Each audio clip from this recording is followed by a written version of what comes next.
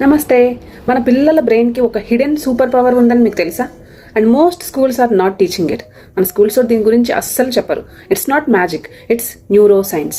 Research చెబుతోంది మన brain రోజుకి 30,000 నుండి 35,000 డెసిషన్స్ తీసుకుంటుంది. But here is the twist. Almost 90% వాటిలో మనకు తెలియకుండానే సబ్కాన్షియస్గా జరుగుతాయి.